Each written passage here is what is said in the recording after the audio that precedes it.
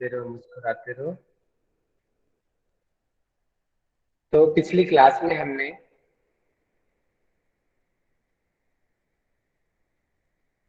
अ, हमने भद्रासन और सिंहासन को पढ़ा था और अपत्य आहार के बारे में पढ़ा था कि कौन सा भोजन हमें नहीं खाना चाहिए।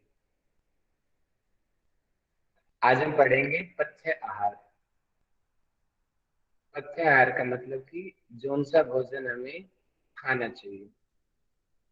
और आज की जो श्लोकाज हैं पथ्य आहार, तो चलो एग्जाम में आता है, उसके बाद के मेरे सबसे फेवरेट मेरे श्लोकाज हैं जिन्होंने मेरी लाइफ के ऊपर खूब काम किया है, और इतने मोटिवेशनल श्लोका हैं, आप पढ़ेंगे आपको पता चलेगा। अटेज पर दीपिका के मेरे सबसे फेवरेट श्लोक। एग्जाम में वो आए ना आए वो अलग विषय है, लेकिन लाइफ में काम आने वाली चीज है आज जो हम पढ़ने वाले हैं। ठीक है, तो एक बार कंफर्म कर दीजिए कि मेरी स्क्रीन आप लोगों को विजिबल है क्या। Yes sir. Yes sir. आवाज अच्छे से आ रही है ना। जी सर।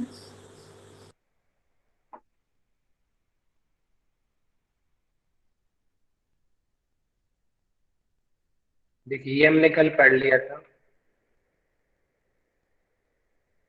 कि कटु अम्ल तीक्ष्ण लवण उष्ण हरित शाकम सौवीर तैल तिल सरसत मद मत्स्यान आजादी मांस दधि तक्र कुल तत्र कुल पिन्याक हींग लहसुन आदि अपत्य माहू, कि कौन सा भोजन हमें नहीं खाना चाहिए, या फिर जो दोबारा से गर्म किया हो, रूखा हो, अत्यधिक नमकीन हो या अत्यधिक खट्टा हो, या बासी भोजन हो, शाक आदि का भोजन हो, वर्जयन नहीं खाना चाहिए। भारती जी म्यूट प्लीज।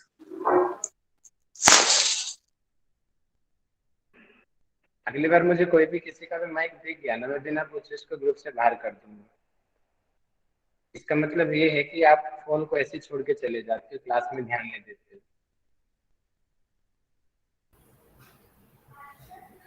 इस चीज का थोड़ा ध्यान रखिए सभी लोग। सभी बच्चे डिस्टर्ब हो जाते हैं, मेरा भी लैग टूट जाता है एकदम से।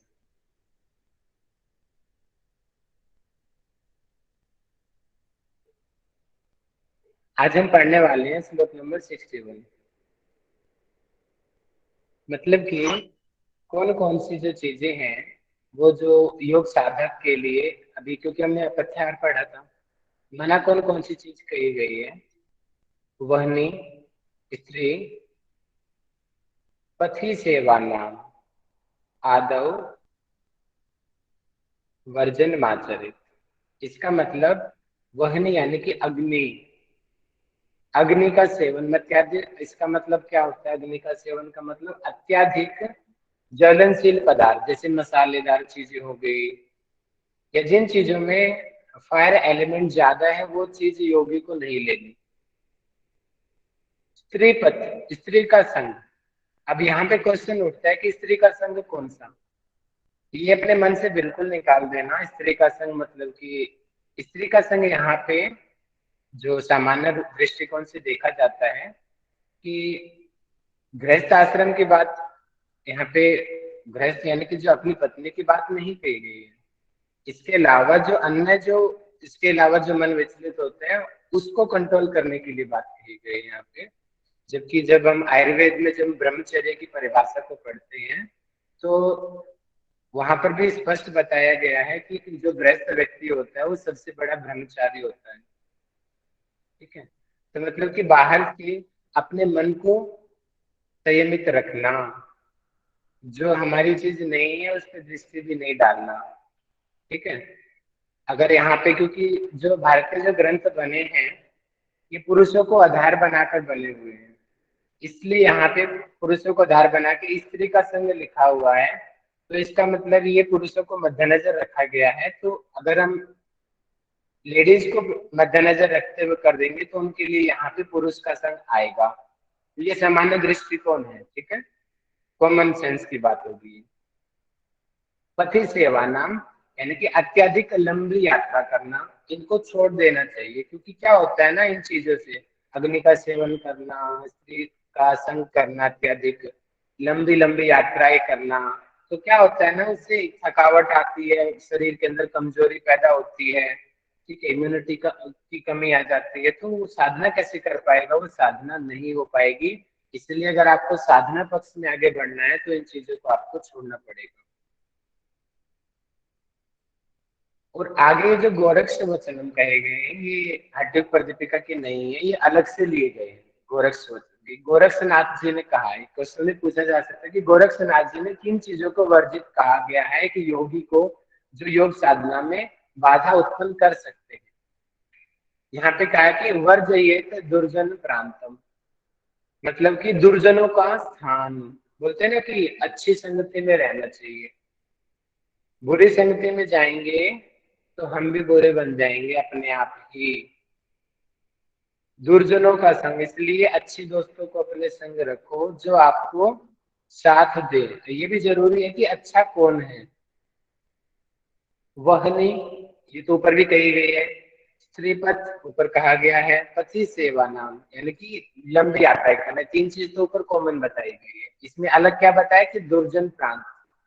आगे कहा कि प्रात है स्नानोपवास आदि काय क्लेश विधि में तथा प्रातः स्नान, यानी कि अब हम साधना पक्ष में जब हम धीरे धीरे आगे बढ़ रहे हैं तो यहाँ पे बोला गया है कि एक हमें बंधना नहीं है नियमों से। मैंने आपको जब हमने पढ़ा था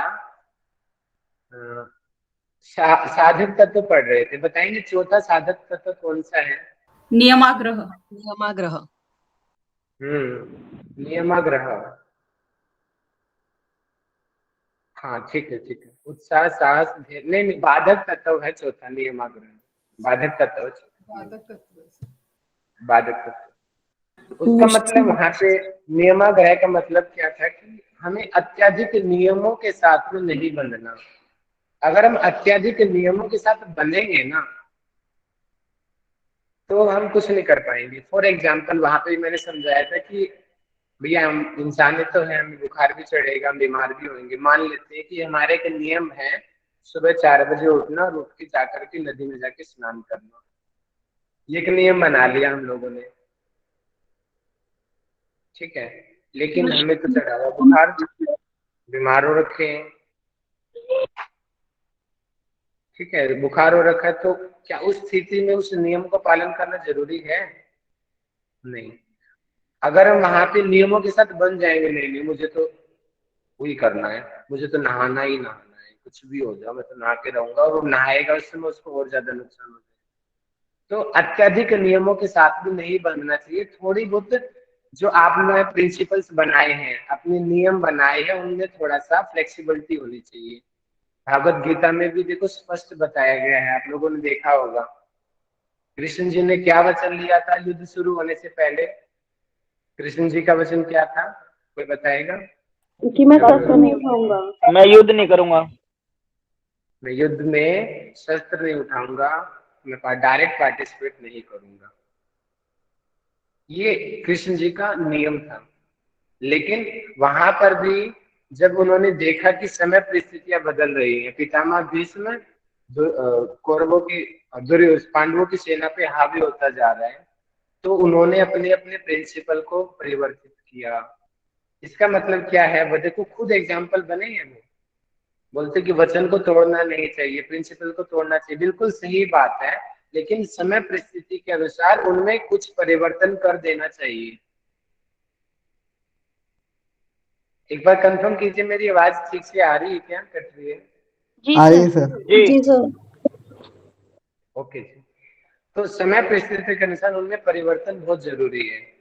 नहीं तो अंगराज कर्ण के भी ना सुना होगा, वो अपने नियम के साथ बंधा रहा, वचन के साथ बंधा रहा, और अंत में क्या हुआ? पितामह भीष्म अपने वचन के साथ बंधे रहे, वचन में परिवर्तन नहीं किया, और क्या हुआ उनका हाल? वहीं पे कृष्ण जी, वचन तो उन्होंने भी लिया था, लेकिन उन्होंने समय परिस्थिति के अनुसार परिवर्तन किया और खुद उदाहरण बने समाज के लिए कि समय परिस्थिति आने पर उनमें परिवर्तन किया जा सकता है। तो इसीलिए ये चीजें बहुत जरूरी है, हमें अत्यधिक नियमों के साथ नहीं बंधना चाहिए। प्रार्थना स्नान, अत्यधिक उपवास करना जो काया क्लेश आदि को अत्यधिक पीड़ा देता है। अत्यधिक की बात कही गई है यहाँ पे। थोड़ा बहुत तो असाध जरूर, देखो नित्य कर्म तो कोई भी नित्य कर्म तो करना ही चाहिए। यहाँ पे विपरीत परिस्थितियों की बात मैं कह रहा हूँ। अब हम पढ़ते हैं पथ्य आहार। पथ्य आहार में क्या क्या, यानी कि क्या क्या चीजें हमें खानी चाहिए। गोधूमशाली अवसस्तिक शोभनानम, क्षीराज्य खंड नवनीत सीता मधुनी, शुंठी पटोलक फल आदि पंचशाकम, मुद्गादि दिव्यम उदकम च यमींद्र पथ्यम। मतलब कि ये पथ्यम, ये चीज योगी को खानी चाहिए। गोधूम यानी कि गेहूं, साली यानी कि चावल, ठीक है, यव यानी कि जो, षष्टिक यानी कि साठी चावल, शोभनानम यानी कि जो सुपाच्य जो अन्न होते हैं, यानी कि जैसे कि बाजरा हो गया, यानी कि जो चीज हमें पोषण देती है, ऐसे आहार। क्षीराज्य, क्षीर यानी कि होगी दूध की चीजें, आज्य यानी कि घी, खंड यानी कि खांड, यानी कि जो खंड होती है ना, चीनी के बाद वो खंड बनाई जाती है। हरियाणा में तो बहुत बनती है खंड की चीजें, बनती है बहुत सारी मिठाइयाँ बनती है। नवनीत यानी कि माखन, सीता यानी कि मिश्री, मधुनी यानी कि शहद, शुंठी यानी कि सोठ, सोठ होती है ना, अदरक को सुखा के बनाई जाती है। पटोलक यानी कि परवल की जो सब्जी होती है। कफ, पटोलक फल, फल आदि फल खाने चाहिए। फल को खाने के लिए बताया गया। पंच शाकम, 5 प्रकार के शाक खाने चाहिए। देखिए ये परिवर्तन है। इससे पहले अपत्य आहार में क्या चीज आई थी, याद है आपको? जो चीज हमें नहीं खानी, वहां पे हरित क्या बोला शाक, था? हरित हरी हरी शाक। सब्जियां। वहां पे बोला कि हरित शाकम, की हरे शाक नहीं खाने, और यहाँ पे कहा कि पंच शाक खाने। इसका मतलब क्या हुआ? मान ले कि हरी शाक 100 है, पालक, गोभी, हरे अनेकों प्रकार के साग सब्जियां, ठीक है, लेकिन वो बोले कि नहीं, ये 5 चीजें खानी है, बाकी नहीं खानी, ऐसा बोला है। अब वो 5 चीजें कौन सी है? देखो ग्रंथ में तो वर्णन नहीं है, लेकिन नीचे टीकाकार ने, जो ब्रह्मानंद जी रहे, वहां से इन्होंने लिया है कि जीवंती, मेघना, पुनर्वा, ये रहा, ठीक है। 5 प्रकार की होगी है, जीवंती, बथुआ, चौलाई, मेघनाथ, पुनर्वा। तो ये इसने यहाँ पे केवल धाम वालों ने तो वहां का ये ऐसे अटैच कर दिया कि 5 प्रकार के शाक होंगे, जीवंती, बथुआ, चौलाई, मेघनाथ और पुनर्वा। ये चीजें खानी चाहिए। मुद्गादि, मुद यानी कि मूंग की दाल, आदि यानी कि मूंग आदि जो और दालें हैं वो खानी चाहिए, ठीक है। दिव्यम, दिव्यम क्या होता है? दिव्यम का मतलब कि जो दिव्य जल है, शुद्ध जल है, बारिश का जल है, वो हमें लेना चाहिए। संयम इंद्र पथयम, ऐसे आहार खाने चाहिए, सेहत के लिए अच्छे होते हैं। अगला, पुष्टम सुमधुरम स्निग्धम गव्यम धातु पर पोषणम मनोभिलसितम योगयम योगी भोजनम आचरेत। इसका मतलब योगी लोग, व्यक्ति को कौन सा भोजन आचरित, आचरण में डालना चाहिए या करना चाहिए या खाना चाहिए? कैसा? पुष्टम, जो पुष्टि दे, जैसे दूध खाओ, घी खाओ, अच्छे अच्छे आहार खाओ, तो उससे पोषण मिलेगा ना, शरीर ग्रो करेगा, बढ़ेगा। सुमधुरम, मीठे आहार। 6 प्रकार के मुख्य रस होते हैं, मधुर, अमर, लवण, तिक्त, कटु, कषाय। तो उसमें से मधुर आहार सबसे पहले बताया गया है। मधु खाने से कफ की प्रवृत्ति सामान्य रूप से बढ़ती है, लेकिन मधुर आहार को सामान्य सबसे अच्छा यहाँ पे बताया गया। और आपने देखा होगा ना, पूजा पाठ में भी जब भी भगवान को भोग लगाया जाता है तो कौन सा आहार चढ़ाया जाता है, याद होगा आप लोगों को? कौन सा आहार चढ़ता है? पंचामृत। पंचामृत। मधुर आहार। मधुरम। मिठाई चढ़ाना, मिठाई दो, खीर दो, खीर को मन होती है सबसे सबसे मधुर होती है। कौओं को फल को। हाँ, कौओं को कौन से बोलते हैं, श्राद्ध में कौओं को खिलाओ, मिठाई खिलाओ भैया, मीठे मीठे उस दिन सबको मीठा खिलाओ। तो मधुर आहार सबसे ज्यादा शुद्ध होता है और सबसे ज्यादा ताकत देने वाला होता है एक्चुअली, जो मीठा आहार होता है। स्निग्धम, चिकना आहार, यानी कि घी आदि की बनी हुई चीज जिसमें चिकनाहट हो, गव्यम गाय के द्वारा बना हुआ हो, गाय के दूध से बनी, गाय के दूध से अब देख लो कितनी सारी चीजें बनी है। धातु पर पोषणम, उसके अंदर धातु होनी चाहिए, रक्त रस मांस में, यानी कि शरीर को बल देने वाला होना चाहिए। मनोभिलषितम, ये बहुत जरूरी है भैया। मनोभिलषितम मतलब कि मन को भी भाना चाहिए। ऐसा नहीं है कि बोले कि करेला तो बड़ा अच्छा होता है और करेला खा ले ब्रेकफास्ट डिनर कर ले, वैसे थोड़ी खाएंगे। अच्छा तो होता है, मानेंगे, पोषण भी देगा वो, लेकिन वो मन को तो नहीं भा रहा। यानी कि खाना जो आपके सामने हो तो मन को भाने वाला होना चाहिए, या आपकी इच्छा होनी चाहिए कि मैं उसको खाऊं। ठीक है, देखो खुद की भी इच्छा होनी चाहिए और वो खाना भी अच्छा होना चाहिए। ये दोनों स्थितियां तब बनेंगी, तब वो शरीर को लगेगा। दोनों में एक भी गड़बड़ होगी, बेमन से खाना खाओगे तब भी नहीं वो खाना लगेगा। और इसके अलावा एक थर्ड पॉइंट और, आयुर्वेद में अगर हम बात करते हैं, समय। सही खाना भी गलत समय पे खाएंगे तो भी नुकसान करेगा। सही खाना, सलाद बहुत अच्छा होता है, फल बहुत अच्छा होता है, उन्हीं चीजों को रात को खाओ नुकसान करेंगे। तो अलग अलग है।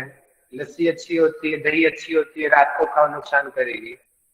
तो मतलब कि सही खाना गलत समय पे खाएंगे तो नुकसान करेगा। पानी बहुत अच्छा होता है, खाने के तुरंत बाद पी लो, नुकसान करेगा। ठीक है, तो ये थोड़ा सा आयुर्वेद के टॉपिक हो गया है थोड़ा सा, तो इन चीजों को ध्यान रखेंगे। तो ये चीज हमें खानी चाहिए। यहाँ से मेरे सबसे फेवरेट श्लोक शुरू होते हैं, एग्जाम में शायद ना आए लेकिन ये जीवन की दृष्टि से बहुत अच्छी है।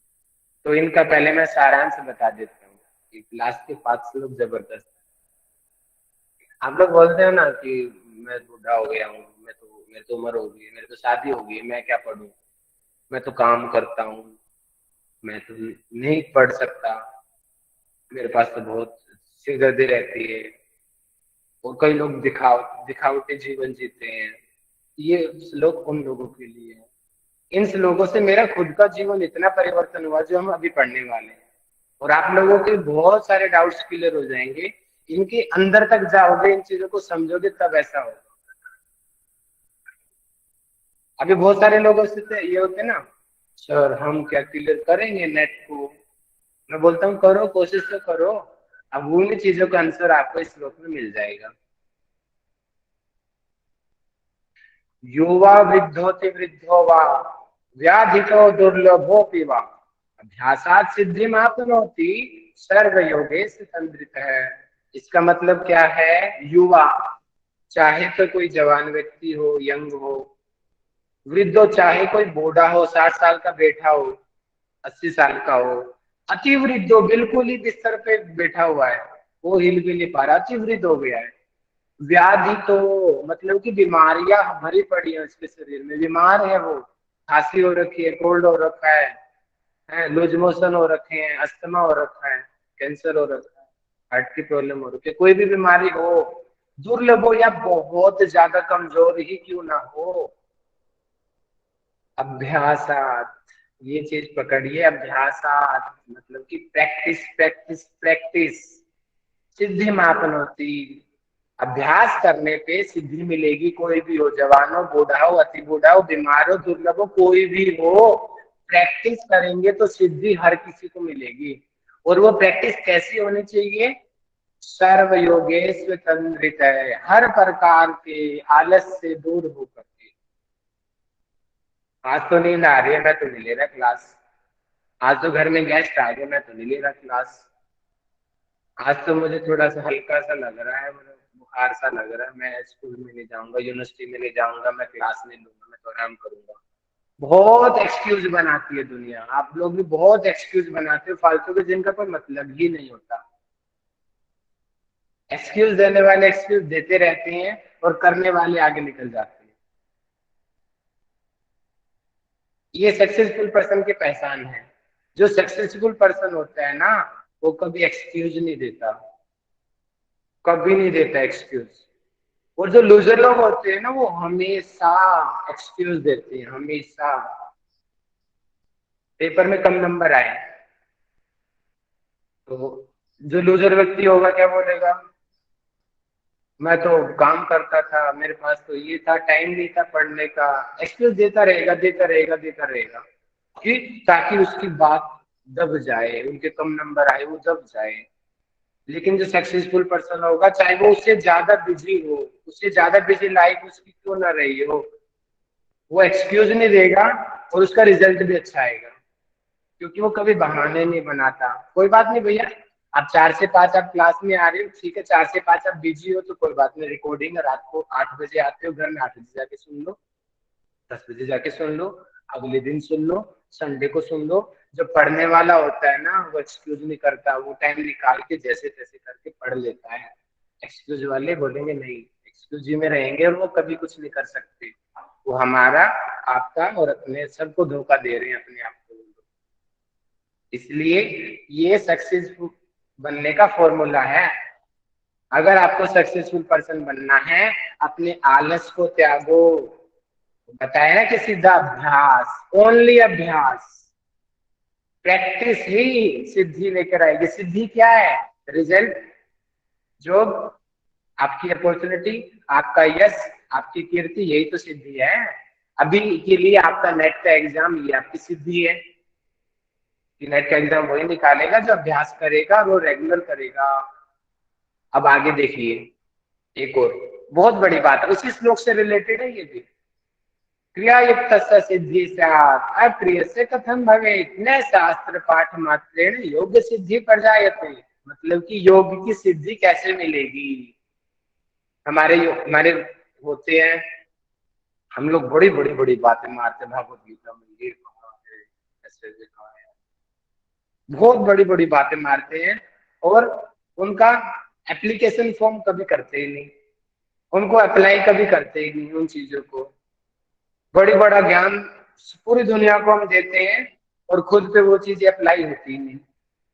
ये उस चीज के लिए कहा गया है कि देखिए, क्रिया युक्त सिद्धि से, क्रिया यानी कि प्रैक्टिस, प्रैक्टिस करने से ही आपको सिद्धि मिलेगी। अक्रिय मतलब कि प्रैक्टिस नहीं करोगे तो कभी भी सिद्धि नहीं मिलेगी। न शास्त्र पाठ मात्र, मात्र आपको पढ़ लिए बड़े बड़े ग्रंथ, विद्वान हो गए, वेद याद हो गए, उपनिषद याद हो गए, श्लोका सारे याद हो गए, लेकिन उसको अप्लाई कभी किया ही नहीं, क्योंकि अभ्यास उसका जीवन में कभी किया ही नहीं, तो सिद्धि कभी नहीं मिलेगी। इसलिए जो चीज हम पढ़ रहे हैं, उन चीजों का लाइफ में एप्लीकेशन फॉर्म बहुत ज्यादा जरूरी है। आगे क्या कहा गया है? अब ये इस श्लोक में तो मेरा पूरी वेशभूषा बदल दी थी। आज से आप मेरे चेक करोगे, मेरे फेसबुक पे जाकर के पुराने फोटोज मिलेंगी, इतने बड़े बड़े मेरे बाल, ऊपर से नीचे तक बिल्कुल कुर्ता पजामा, बाबा रंग का कुर्ता पहन के मैं यूनिवर्सिटी में आया था पहले दिन। बहुत दिखावटी जीवन जीता था मैं पहले, बहुत ज्यादा। अब तो बहुत परिवर्तन हो गया, जींस सब भी पहनना शुरू कर दिया। देखा मैंने इस श्लोक की वजह से, और भी कुछ गुरुजनों का साथ रहा, जिसकी वजह से मेरी सोचने समझने की शक्ति में परिवर्तन आया। क्योंकि यही थ्योरी बनी हुई थी यार, लंबे लंबे बाल वाले लोग ही ज्ञानी हो सकते हैं, बड़ी बड़ी दाढ़ी मूछ वाले ही ज्ञानी हो सकते हैं, बाबा रंग का कुर्ता पजामा पहनने से ज्ञानी हो सकते हैं। लेकिन ऐसा कुछ नहीं है। ज्ञान आपके, आपका व्यवहार बताएगा, आपकी सोचने की शक्ति बताएगी, आपकी किस तरीके से आप निर्णय लेते हो, आपकी बुद्धि बताएगी आप एक्चुअल में ज्ञानी हो या नहीं हो। और उससे भी बड़ी बात, आप उन चीजों को अपने व्यवहार में ला रहे हो या नहीं ला रहे हो सकता है एक बाबा रंग का कुर्ता पजामा पहनने वाला, लंबे लंबे बालों वाला दारू पी रहा हो बैठ के, और एक जीन्स पहनने वाला भगवत गीता का पाठ कर रहा है और उन चीजों को जीवन में अप्लाई कर रहा है, और ऐसा होता भी है। हर कोई जीन्स पहनने वाला बुरा नहीं होता है, और हर कोई लंबे बाल वाला और बाबा रंग का पहनने वाला विद्वान भी नहीं होता है। तो उनके कर्म बताएंगे कि वो विद्वान है या ढोंगी है। ये श्लोक उसी चीज के लिए है। न वेश धारण सिद्धि कारणम न तत्कथा कारणम सिद्धि सत्यमेतन संशय है। मतलब कि मात्र वेशभूषा धारण कर लिया लंबे लंबे बाल कर लिए, दाढ़ी मूछ बना ली, बाबा रंग के कुर्ते पहन रहे हो, उससे सिद्धि नहीं मिलेगी। कारणम ने च तत्कथा, बड़ी बड़ी बातें मारना, बड़े बड़े श्लोक मारना, संस्कृत में बातें करना, उससे भी सिद्धि नहीं मिलेगी। क्रियव कारणम सिद्धि, क्रियव क्रियव, क्रिया क्रिया क्रिया, मतलब कि जो चीज हम पढ़ रहे हैं उन चीजों को जब तक जीवन में अप्लाई नहीं करोगे कभी भी सिद्धि नहीं मिल सकती, कभी नहीं मिल सकती। सत्यमेतन संशय है, इसमें कोई भी डाउट नहीं है। ठीक है जी। तो हमारे योगा फील्ड के बहुत सारे बच्चे ऐसे हैं जो ऐसे रहते हैं कि हाँ, हम बोलते हैं ना, अभी भी कुछ मेरे अंदर है ये कमियां, आप लोगों के अंदर भी होगी। अरे हम तो योगा करने वाले, हम तो योगा टीचर हैं, हम तो योगा टीचर हैं, हमें तो बीमारी हो ही नहीं सकती। और ज्यादातर ऐसा होता है कि योगा टीचर की स्टूडेंट तो बहुत अच्छी प्रैक्टिस कर रहे हैं और योगा टीचर खुद प्रैक्टिस नहीं करता। आप में से ऐसे होंगे, ऑनेस्टली मैसेज करके बताओ, आप सभी योगा टीचर हो? आप सभी योगा टीचर हो? कितने लोग ऐसे हैं जो प्रैक्टिस नहीं करते? ऑनेस्टली बताना, आधे से ज्यादा मिलेंगे, मुझे पता है। देखा, रोशनी जी, पुष्पा जी, देखा देखा, मिल गया ना। और आपके स्टूडेंट क्या पता आपसे ज्यादा प्रैक्टिस करते हो। अर्चना जी, सविता जी, पवन जी, रानी जी, पूनम जी, देखो आगे क्लास भर गई। ये है हमारे योग का विभाग।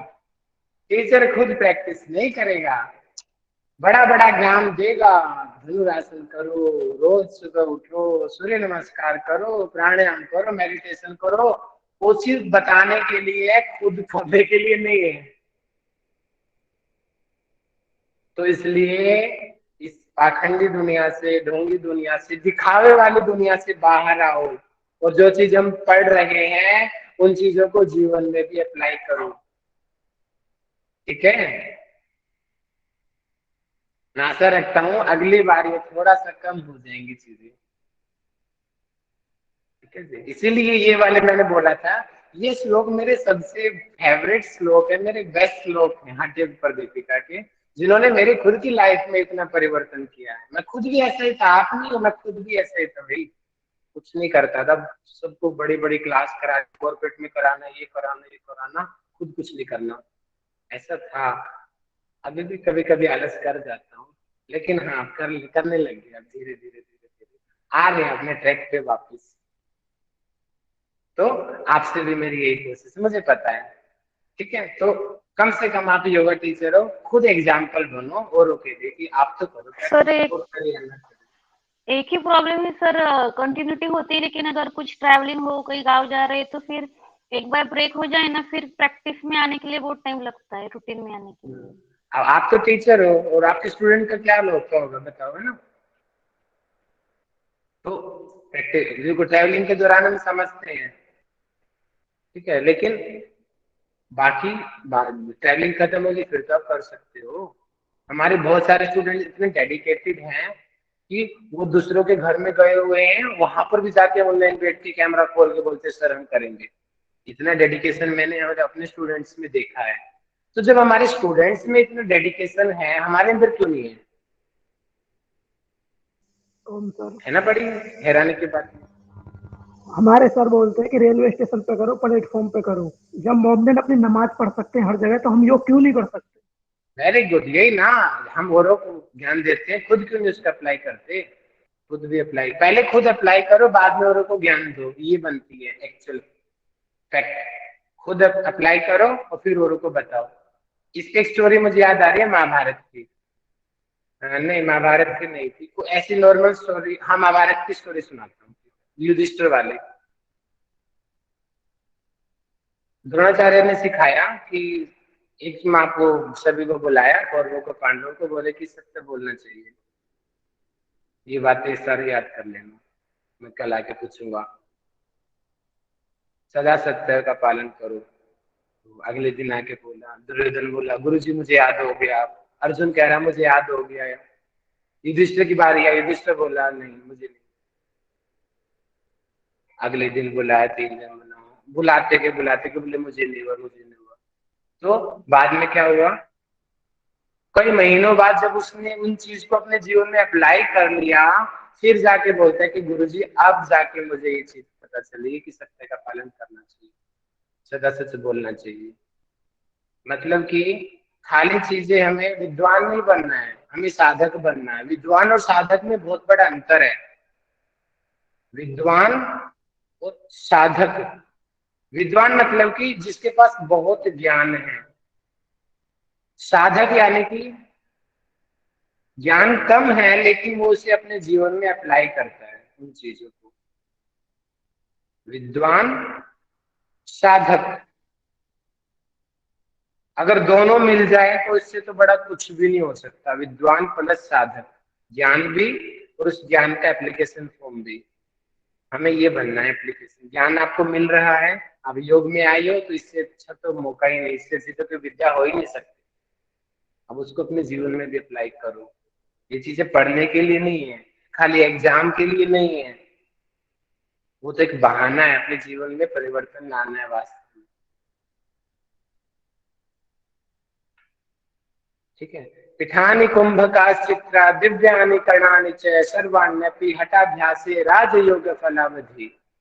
मतलब कि दोबारा से जो क्रम बताया गया है कि पिठानी यानी कि आसन चतुरंग योग बताया गया है, कुंभक यानी कि प्राणायाम, चित्रा यानी कि जो बताया गया है मुद्राएं, दिव्यानि मतलब कि नादानुसंधान, सर्वाण्यपि हठाभ्यास कि हठाभ्यास यानी कि जो हठ योग का अभ्यास करते हैं उसके बाद में राजयोग की प्राप्ति होगी।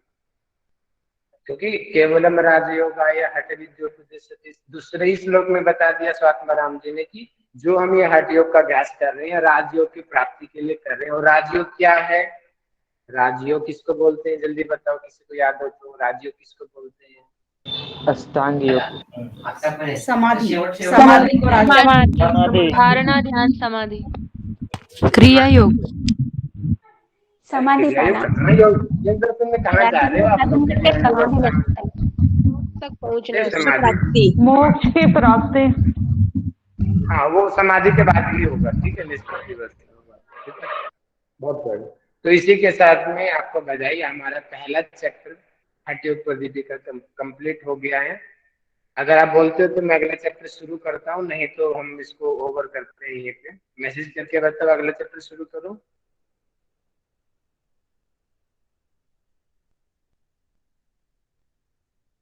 चलो ठीक है जी, हम कर देते हैं। सर इसके जो नोट्स हैं, सर नोट्स हैं वो जैसे आप हिंदी में बताते जाते हैं तो हम लोग को भी इसी तरह से लिखते जाना है क्या, या सिर्फ क्वेश्चन के हिसाब से? जो आपको अच्छा लगे आप लिखो। आपका इच्छा हो तो एक एक करके रिकॉर्डिंग सुन के स्टॉप कर करके दोबारा दोबारा लिखो हर चीज को। आपके नोट्स आपको समझना है, आपको पढ़ना है, कैसे बनाओ आपको समझ आने चाहिए। हिंदी में आपके हिंदी में लिखो, इंग्लिश में लिख सकते हो हिंदी में लिखो, पंजाबी में लिख सकते हो पंजाबी में। आपको पढ़ने, आपके नोट्स कैसे भी लिखो, आप लिखो। और सर ये जो आपने हमको श्लोक बताए हैं तो ऐसे नेट में भी श्लोक आ जाते हैं। अभी जब आपने टेस्ट लिया था लास्ट संडे तो भी उसमें वो क्वेश्चन थे CDB ऐसा कुछ करके, सीक्वेंस वाले क्वेश्चन। सीक्वेंस बहुत आते हैं मैडम, अभी धीरे धीरे आप टेस्ट लोगे ना फिर पता चल जाएगा। सीक्वेंस बहुत आते हैं पेपर में। ठीक है, चलिए समय कम है, लास्ट में डाउट्स लूंगा मैं। अगला टॉपिक शुरू करता हूँ, 15 मिनट पढ़ाऊंगा फिर हम स्टॉप कर देंगे। सर कल प्लीज।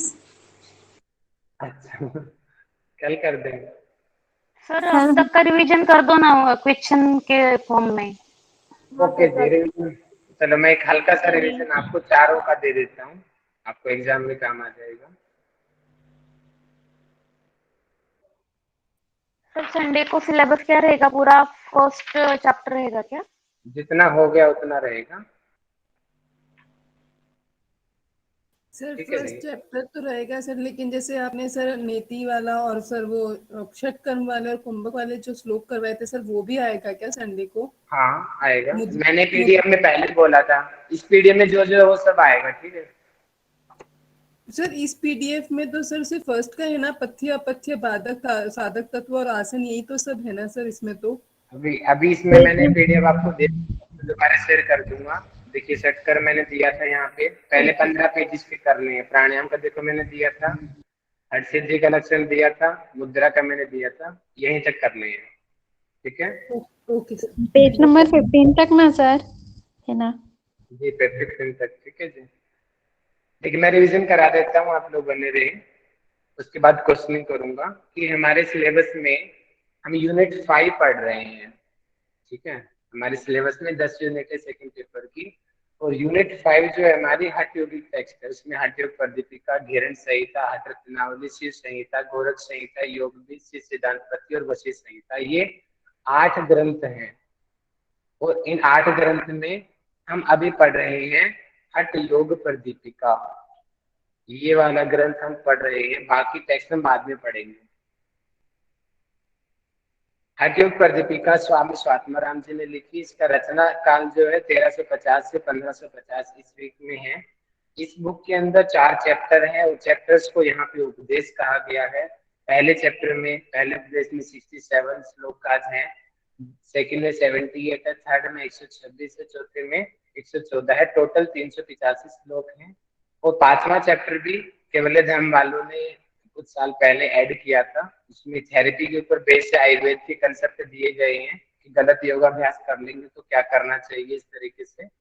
तो उसमें 14-24 श्लोक हैं, अगर उसको मिला दें तो टोटल 409 श्लोक होते हैं। चतुरंग योग बताया गया है, इसको थोड़ा एडिट कर लेंगे। चतुरंग योग में यहाँ पे नादानुसंधान आएगा, तो शायद मैंने पहली बार गलत बता दिया था। यहाँ पे आप इसको नादानुसंधान कर लेंगे, नाद। ठीक है,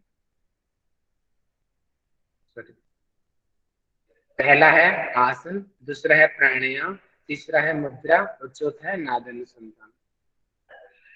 तो हमारा जो पहला श्लोक हम पहला उपदेश पढ़ रहे हैं, पहले आसन विधि कथन है, इसमें 67 श्लोक है। इसमें हठ योग का उद्देश्य बताया गया, 33 गुरुओं के नाम बताए गए हैं, योगाभ्यास किस जगह पे करना चाहिए वो बताया गया, कि योग की कुटिया कैसी होनी चाहिए, बाधक तत्व बताए गए हैं, 6 प्रकार के साधक तत्व बताए गए हैं। शिव जी ने 84 आसन बताए गए हैं, लेकिन हठ योग प्रदीपिका में 15 आसनों का वर्णन है। उन 15 आसनों में 4 आसन सबसे मेन है, और 4 आसनों में सिद्धासन सबसे मेन है। मिताहार बताया गया कि चौथा भाग नहीं खाना चाहिए, शिव जी को समर्पित करके जो है आहार लेना चाहिए। अपथ्याहार हमने कल पढ़ा था, पथ्याहार आज हमने पढ़ा कि जो खाना हमें खाना चाहिए वो पथ्य है, जो नहीं खाना चाहिए वो अपथ्य है। किसे सिद्धि मिलेगी, जो हमने अभी पढ़ा था कि अभ्यास अभ्यास अभ्यास क्रिया युक्त से सिद्धि साथ अक्रिय से न शास्त्र पाठ मात्र क्रिया सिद्धि जायते। ठीक है, कि सिद्धि सिद्धि सिद्धि अभ्यास करने से मिलेगी, खाली बड़ी बड़ी बातें मारने से सिद्धि नहीं मिलती। सेकेंड चैप्टर प्राणायाम विधि कथन है, 78 श्लोक है। स्टार्टिंग में हम देखते हैं कि इसमें प्राणायाम से पहले क्या करना चाहिए ये बताया गया है। वायु एवं चित्त के बारे में बताया गया है, वायु और चित्त का क्या संबंध होता है, प्राण का जो महत्व है वो इसमें बताया गया, नाड़ी शुद्धि का वर्णन किया गया है और उसका महत्व भी बताया गया, कितने दिनों में नाड़ी शुद्धि हो जाती है वो भी बताया गया।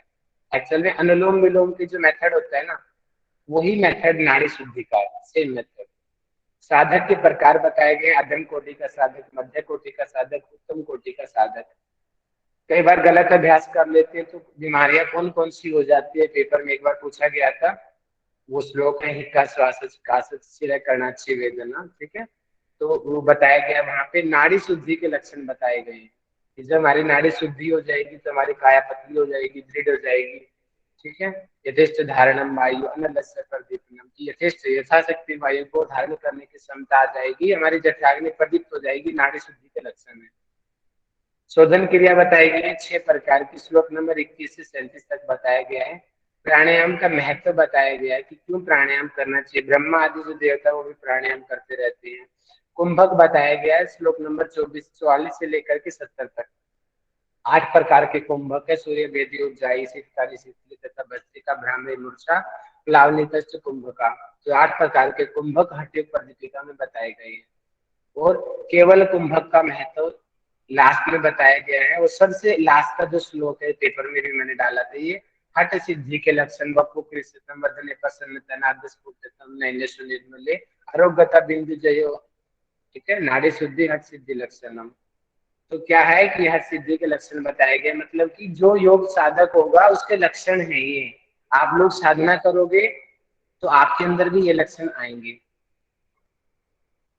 हम पढ़ रहे श्लोक नंबर 126, यानी कि इसमें 126 श्लोक है तीसरे उपदेश के अंदर।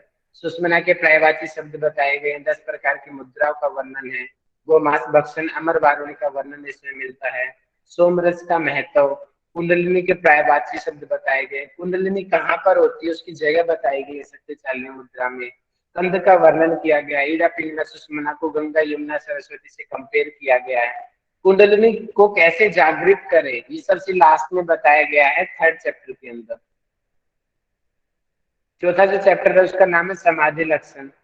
114 श्लोक है, इसमें समाधि की प्रक्रिया, राजयोग के पर्यायवाची शब्द, प्राण और चित्त जो है मिलने से मोक्ष मिलेगा, चित्त के प्रवृत्ति के 2 कारण है, मतलब कि चित्त किस प्रकार से विचलित हो जाता है, या तो वासना की वजह से या फिर प्राण की वजह से। शांभवी मुद्रा का अभ्यास बताया गया मुक्तासन में बैठ करके। इंद्रियों का स्वामी मन है, मन का स्वामी वायु है, वायु का स्वामी लय है और लय नाद पर आश्रित होती है। गोरख शासन नाद की उपासना, ठीक है, गोरख शासन में 1.25 करोड़ प्रकार की लय, अच्छा आदिनाथ में 1.25 करोड़ प्रकार की लय बताए गए हैं, उन सब में से नाद सबसे श्रेष्ठ है। योग की 4 प्रकार की अवस्थाएं बताई गई हैं, आरंभ अवस्था, घटावस्था, परिचय अवस्था, निष्पत्ति अवस्था। और यहीं पे 3 ग्रंथियों का वर्णन भी किया गया है। आरंभ अवस्था का संबंध ब्रह्म ग्रंथि के साथ में है, घटावस्था का संबंध विष्णु ग्रंथि के साथ में है, परिचय का संबंध किसी के साथ भी नहीं है, निष्पत्ति का संबंध रुद्र ग्रंथि के साथ में है। नाद का क्रम बताया गया है गंभीर से लेकर के सूक्ष्म तक, पहले समुद्र सुनेगा, झरना सुनेगा, घंटा, घड़ियाल, लास्ट में भ्रमर की आवाज सुनाई देगी, कि पहले गंभीर उसके बाद में सूक्ष्म, लास्ट में जो लोग समाधि प्राप्त योगी हैं उसकी क्या क्या लक्षण है ये बताया गया है। ठीक है, ये वाला श्लोक आपको याद होना चाहिए, साधक तत्व बाधक तत्व होने चाहिए, यम नियम आसन ये इनके पता होना चाहिए। ठीक है, सत्कर्म प्राणायाम हठ सिद्धि का लक्षण मुद्रा। और जो दूसरी जो मैंने आपको बताया था, एक पीडीएफ जो आपको ग्रुप में शेयर किया गया होगा,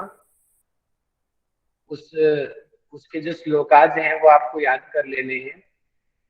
नंबरिंग याद मत करना, कोई जरूरी नहीं है अभी के लिए। अभी के लिए आप जो है इसके इनको पढ़ लेना, ये इंपॉर्टेंट श्लोकाज है जो पीडीएफ आपको भेजी गई है ग्रुप में, याद रहेंगे तो आपके लिए ज्यादा अच्छा रहेगा, क्योंकि श्लोक जो होते हैं अपने आप में फॉर्मूले हैं। अगर एक बार जैसे मैथमेटिक्स में पढ़ते हैं ना, एक बार फॉर्मूला याद हो गया ना, ये चीजें आपको हिंदी अपने आप ही याद हो जाएंगी।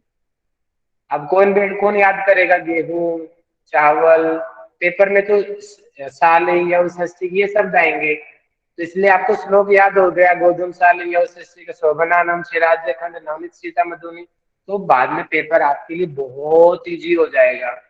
इसलिए ये मैंने इंपॉर्टेंट श्लोकाज की पीडीएफ बनवा के टाइप करवा के आपको भिजवाई है। आप इनको रोज रिवीजन करो, रोज 2-3 बार सुबह पढ़ो, 2-3 बार शाम को पढ़ो, खाली समय बचता है वहां करो। मैं तो बाइक पे जाता था, वहां भी पढ़ता रहता था, जाते जाते ट्रेवलिंग में खाली टाइम वेस्ट होना है। खाना बना रहे हो, खाने बनाते बनाते अपना रिवीजन कर दो, श्लोक बोलते रहो, वो तो आपके ऊपर है ना भैया। मैंने बोला था ना, सक्सेसफुल पर्सन सबके पास 24 घंटे है, मोदी जी के पास भी 24 घंटे है और भिखारी के पास भी 24 घंटे है। वो डिपेंड करता है कि उन 24 घंटों को यूज कैसे करता है। एक सक्सेसफुल पर्सन उन्हीं 24 घंटों में सक्सेस बन जाता है, और दूसरा लूजर व्यक्ति के पास भी 24 घंटे है और वो कुछ नहीं कर पाता। तो इसलिए अब ये डिसाइड आपको करना है, आपको सक्सेसफुल बनना है या आपको लूजर बनना है। ठीक है जी, इसी के साथ हमारा ओवरव्यू रिवीजन हो गया, फर्स्ट चैप्टर कंप्लीट हो गया। अगर कल मैं आया तो सेकंड चैप्टर शुरू कर दूंगा, नहीं तो संडे को तो आपका एग्जाम होना ही होना। ठीक है जी, अब अगर किसी को डाउट हो तो आप पूछ सकते हो। जी सर सर डाउट है ये सर। जो